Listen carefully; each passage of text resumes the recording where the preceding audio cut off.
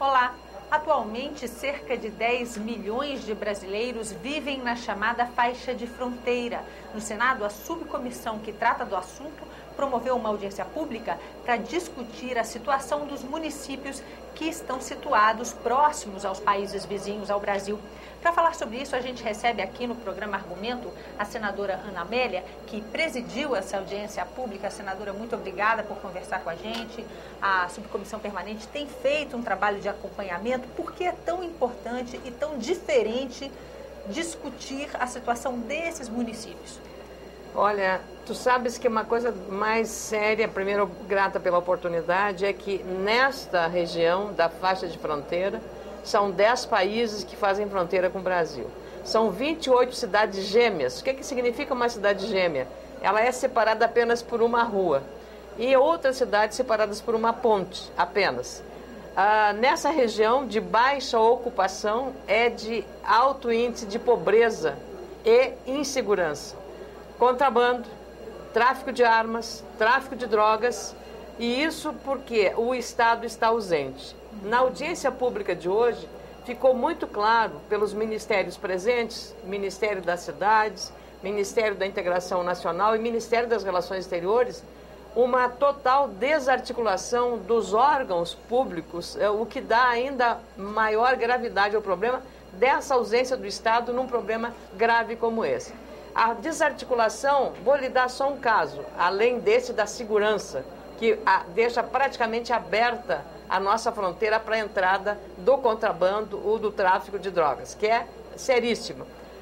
Também essa desarticulação acaba afetando em problemas de sanidade, seja animal, agora com o risco de aftosa em relação ao Paraguai com o Mato Grosso do Sul, ou outros países, a Bolívia também, com a entrada dessa doença prejudicando enormemente a economia. Mas isso não é, digamos, o mais importante é quando há uma epidemia de doenças que precisam ser combatidas ou com vacinação preventivamente e que não havendo uma política de integração na região de fronteira acaba também contaminando a região brasileira. Isso aconteceu recentemente com várias doenças, dengue e outras também, que do Mato Grosso passaram para outras regiões do país pela mobilidade das pessoas. Essa é uma região, como eu disse, de baixa densidade populacional, mas de extrema pobreza. Por isso que está se tratando agora muito intensamente desses programas. Nenhum dos programas apresentados hoje tem um foco para a área de fronteira. Nenhum deles. Os programas, a única iniciativa, digamos, formal que existe é do Ministério da Integração Nacional, que criou uma comissão permanente para tratar especificamente de uma articulação dos ministérios para isso. Mas ela está iniciando os seus primeiros passos, então hoje há um vazio em relação a políticas públicas para a área de fronteira. Durante a audiência, as autoridades convidadas chegaram a dar exemplo, não é, senadora, nessas cidades que a senhora mencionou, gêmeas, no fundo a mesma cidade que está dividida entre dois países? Eu vou te dar um caso até que foi até mencionado pelo próprio representante do Ministério das Relações Exteriores, que nós do Rio Grande do Sul vivemos. Aliás, hoje, na data farroupilha, data histórica, né, mais de 200 anos, da tentativa de o Estado se rebelar contra a pressão do poder central, o poder do Império, em relação ao Rio Grande do Sul. Hoje não é muito diferente, em função da discriminação, entre aspas, que sofre o Estado ou da situação da economia local. Uma cidade gêmea é Santana do Livramento e a gêmea com a cidade de Rivera, no Uruguai.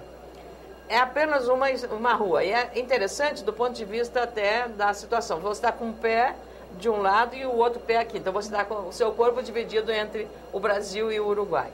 Pois bem, o Uruguai tem do lado, nessa cidade, separada apenas por uma rua, tem hospitais com capacidade de medicina de alta complexidade ou até um atendimento de uma máquina de hemodiálise que pode atender pacientes do SUS, do lado brasileiro, que precisam atravessar a rua, nem táxi precisa tomar para ir fazer o tratamento da hemodiálise. Só atravessar a rua.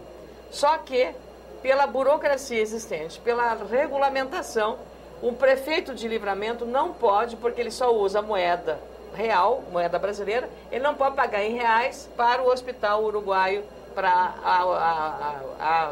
a hemodiálise do cidadão que mora na cidade de Livramento.